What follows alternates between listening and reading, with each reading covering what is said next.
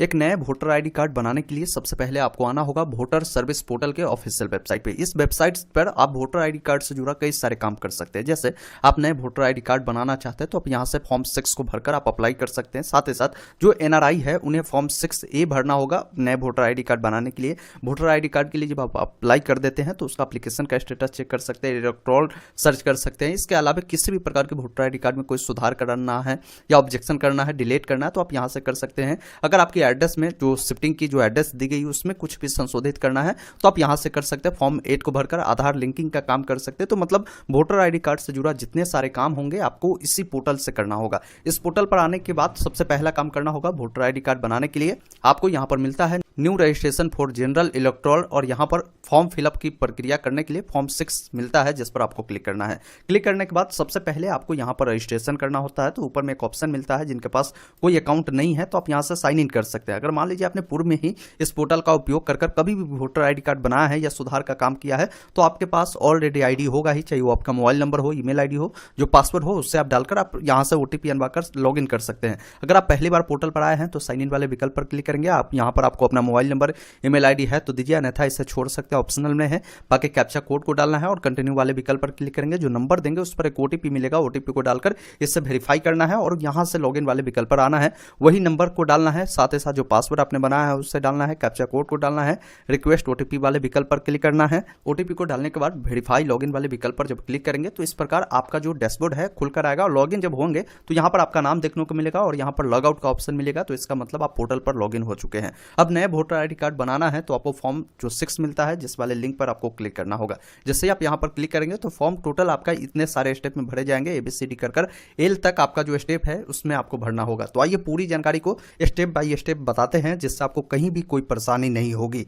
सबसे पहले यहां से आप चाहे तो इसका गाइडलाइन देख सकते हैं और दूसरा काम आप ये भी कर सकते हैं कि इस फॉर्म को आप चाहे तो हिंदी में भी भर सकते हैं। सारी डिटेल आपसे हिंदी में पूछी जाएगी। अगर आप इंग्लिश में भरना चाहते हो तो इंग्लिश को भी आप चुन सकते हैं। इंग्लिश को ही रखिएगा, सारी स्टेप मैं आपको हिंदी में ही बता दूंगा जिससे आपको कहीं भी कोई परेशानी नहीं होगी। सबसे पहले आपको अपना राज्य बताना है, किस राज्य के आप निवासी है। ऑल इंडिया आप किसी भी राज्य से आते हैं इस पोर्टल से आवेदन कर सकते हैं। जैसे ही आप अपना राज्य को चुनते हैं तो उस राज्य के अकॉर्डिंग आपका कौन सा जिला है उसकी जानकारी आपको बतानी है। जैसे आप इतना करते हैं तो आपसे असेंबली कंस्टिट्यूएंसी पूछी जाती है। तो यहां से आपको बताना होगा कि आपके जिला के अकॉर्डिंग जो भी आपका विधानसभा निर्वाचन जो क्षेत्र होता है वो जो होगा आप यहां से चयन करेंगे। अगर मान लीजिए किसी को वो विधानसभा निर्वाचन क्षेत्र से नहीं आते हैं, वो संसदीय निर्वाचन क्षेत्र से आता है, तो वैसे स्थिति में आप इस ऑप्शन को सेलेक्ट कर उसकी जानकारी आप फिल कर सकते हैं और उसके बाद नेक्स्ट वाले विकल्प पर क्लिक करना है। अब यहां पर आप सेकंड स्टेप में आ जाएंगे। जो स्टेप आपका पूरा होगा इस प्रकार ग्रीन टिक लग जाएगा। इसमें सबसे पहले आपका जो फर्स्ट नेम और मिडिल नेम है इसी बॉक्स में डालना है। जैसे मान लीजिए किसी का नाम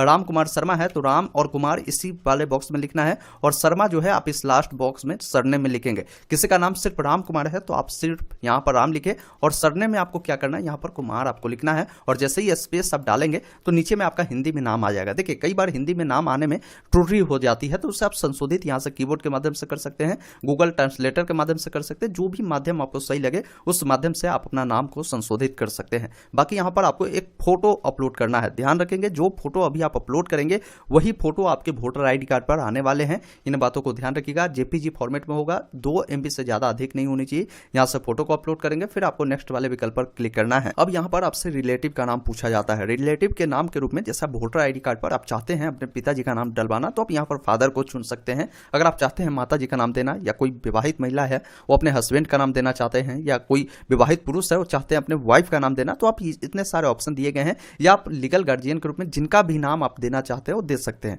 तो आप अपने अकॉर्डिंग यहाँ से डिटेल को चुने। जैसे फादर को अगर आपने चुना है या इनमें से कोई भी ऑप्शन को चुना है तो उनका जो भी नाम होगा उनका फर्स्ट नेम और लास्ट नेम सरनेम वाले बॉक्स में आपको यहाँ पर लिखना है और हिंदी में नाम आएगा उसको आपको मिलान कर लेना है। फिर आपको नेक्स्ट वाले विकल्प पर क्लिक करना है। अब अगला डिटेल आपसे पूछी जाती है कॉन्टैक्ट डिटेल। कॉन्टैक्ट डिटेल में आपको 2 ऑप्शन दिए गए हैं, पहला है सेल्फ और दूसरा है रिलेटिव का।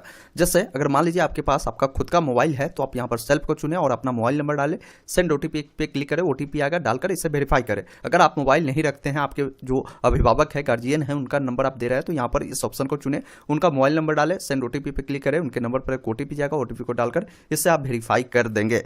इसी अकॉर्डिंग ईमेल आईडी की भी जानकारी पूछी गई है। आपका है तो सेल्फ को डालकर ईमेल आईडी को डाल सकते हैं और यहाँ से नेक्स्ट करेंगे। अगर मान लीजिए आपके अभिभावक का है तो यहाँ से पेरेंट का भी ईमेल आईडी आप देकर आगे बढ़ सकते हैं। नेक्स्ट वाले विकल्प पर क्लिक करना है। ईमेल आईडी नहीं भी देंगे फिर भी चलेगा, उससे आप छोड़ भी सकते हैं। बाकी यहाँ पर देखिए आधार की डिटेल पूछी गई है। आपके पास आधार नंबर होगा ही, आप आधार नंबर को चुनेंगे और यहाँ पर आधार नंबर डालेंगे, फिर नेक्स्ट वाले विकल्प पर क्लिक करना है। अगली स्टेप में आपसे जेंडर पूछी गई है तो आप अपना जेंडर बताएंगे। पुरुष है तो मेल और महिला है तो फीमेल को आप यहाँ पर चुनेंगे और नेक्स्ट वाले विकल्प पर क्लिक करना है। अगले स्टेप में आपसे डेट ऑफ बर्थ पूछी गई है तो डेट ऑफ बर्थ जिस भी अकॉर्डिंग, जैसे अपने आधार नंबर को डाला है तो आधार पे जिस अकॉर्डिंग है उसी अकॉर्डिंग जानकारी को फिल करें, या आपके पास अगर मान लीजिए बर्थ प्रूफ है जो भी आप अपलोड करेंगे तो उसी अकॉर्डिंग ही डेट ऑफ बर्थ डालें। क्योंकि कई बार आप देखते होंगे बहुत सारे लोगों का रिजेक्ट होता है। रीजन यही है कि अगर आप जो डिटेल डाल रहे हैं उस डिटेल के अकॉर्डिंग अगर आप सपोर्टिंग डॉक्यूमेंट आप नहीं प्रस्तुत करेंगे तो आपकी जो डॉक्यूमेंट है वो सही नहीं मिलेगा, तो फिर आपका रिजेक्ट कर दिया जाएगा। अब जैसे हमने बर्थ जो लिखा है डेट ऑफ बर्थ, उसके लिए बोल रहा है कि आप इसके लिए कोई एक डॉक्यूमेंट दीजिए। डॉक्यूमेंट में कई सारे ऑप्शन हैं, आपके पास बर्थ सर्टिफिकेट होगा, आधार कार्ड होगा, पैन कार्ड, ड्राइविंग लाइसेंस। ये जो डेट ऑफ बर्थ है किस पर आपकी सही है, जो भी होगा आप उससे चुनेंगे। तो उस डॉक्यूमेंट को आपको अपलोड करना है जो कि पीडीएफ फॉर्मेट, जेपीजी फॉर्मेट में है। 2 MB तक होना चाहिए। इससे अपलोड करने के बाद आप यहाँ से नेक्स्ट वाले विकल्प पर क्लिक करेंगे। अब यहाँ पर आपसे प्रेजेंट एड्रेस पूछी जा रही है जिसमें आपकी पूरी डिटेल होना जरूरी है, जिसमें आपको सबसे पहले आपको अपना हाउस नंबर या बिल्डिंग नंबर या जो भी अपॉइंटमेंट नंबर है जो आप पर लागू होता है वो आप यहाँ पर बताएंगे। जो भी आपका लोकेलिटी होगा, मोहल्ला होगा, रोड होगा या जो भी आपकी गली होगा उसकी जानकारी आपको देना है, अपना विलेज बताना है और जो डिटेल आप फिल करेंगे उसकी जो डिटेल है नीचे में आपको देखने को मिलेगा, उससे आपको मिलान कर लेना है। बाकी अगर कोई गलती है तो उससे आप सुधार करेंगे। पोस्ट ऑफिस आपका जो भी होगा जैसे ही आप लिखेंगे तो नीचे में हिंदी आ जाएगा, पिन कोड डालेंगे और तहसील बताना है, मतलब कि आपकी जो भी ब्लॉक होगी वो उसकी जानकारी देनी है। नीचे जब आप आएंगे आपसे डिस्ट्रिक्ट पूछी जा रही है तो डिस्ट्रिक्ट को बताएंगे, स्टेट आपको देखने को मिलेगा। अब यहाँ पर आपको डॉक्यूमेंट बताना है कि आप जो निवास प्रमाण पत्र के रूप में आप कौन से डॉक्यूमेंट देंगे। जैसे जो आपकी डिटेल आधार कार्ड पर है, अगर सेम डिटेल आप यहाँ पर वोटर आईडी कार्ड पर भी रखना चाहते हैं और फिल कर रहे हैं तो यहाँ पर आप आधार कार्ड को भी चुन सकते हैं और आधार कार्ड को यहाँ पर अपलोड कर सकते हैं। या आपके पास अन्य कोई भी डॉक्यूमेंट है जैसे वाटर बिल हो सकता है, इलेक्ट्रिसिटी बिल हो सकता है, गैस बिल हो सकता है, जो भी होगा आप अपने अकॉर्डिंग डॉक्यूमेंट को चुने और उस डॉक्यूमेंट को यहाँ से अपलोड करें और नेक्स्ट वाले विकल्प पर क्लिक करें। अब अगला जो डिटेल है 9 नंबर में पूछी गई, ये सब पर लागू नहीं होता है। ये उन पर लागू होगा जो किसी भी प्रकार के दिव्यांग होंगे और ऑप्शनल में है। अगर आप किसी भी प्रकार के दिव्यांग है तो आप जानकारी को फिल करें, उस सर्टिफिकेट को अपलोड करें, नहीं है तो इसे ऐसे ही छोड़े और नेक्स्ट वाले विकल्प पर क्लिक करें, आपको अगले डिटेल में रिडायरेक्ट करेगा। अब यहाँ पर देखिए फैमिली मेंबर आपको यहाँ पर बोला गया है कि आप दे सकते हैं।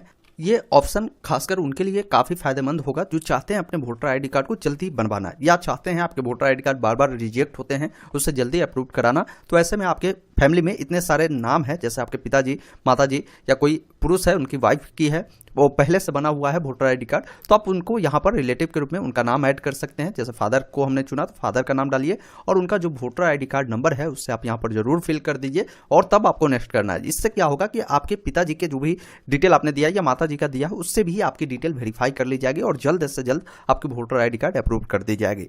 अब अगला जो डिटेल है डिक्लेरेशन है, जिसमें सबसे पहले आपको अपना विलेज का नाम, अपना स्टेट बताना है, फिर आपको अपना जिला बताना है।